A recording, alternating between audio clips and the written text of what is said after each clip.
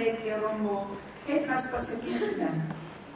Gal, nežinau, jum dažnai girdėjo, gal jau nusibodę šis šūkis, nežinau.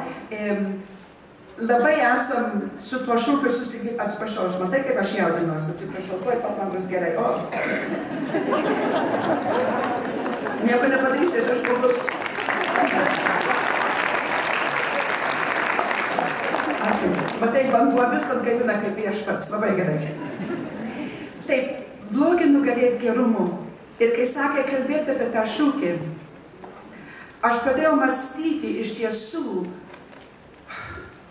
mūsų visą išganimo istoriją. Išganimo istorija telpa šiame posakyje.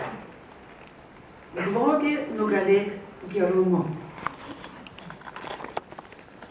Nuo pat Adomos ir Ievos, nuo pat rojaus laikų, viešpats mato, kad tam jo kūrinėliui, žmogui, netaip jau paprasta perlipti save, kadangi jam davė laisvą valią. Ir jis pirmatinysis gėriu mus nori nugalėti.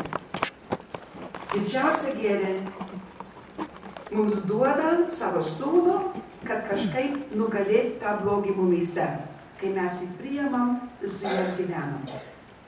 Tai kai aš pradėjau galvoti apie tą šūkį, ne vien tik tai, kad tai kyla iš Švento Pauliaus rašto Naujojo Testamento laiško romiečiams, bet aš kuo labiau mąsčiau, kitaip negalėjau nei apibūdinti Jėzaus, nei apibūdinti jo mylimąjį, gailestingąjį, dangiškąjį tėvą.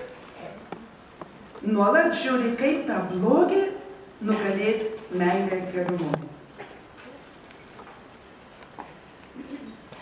Tas blogis, mes visai jį galim įvardinti. Ir reikia įvairiai įvardinti. Jeigu labai paprastai pasakyti, yra bet kas, kas atmeta ir pažeidžia Dievo planą, mintį ir valią. Bet kas. Bet kas, kas pažeidžia, kas atmeta, naikina,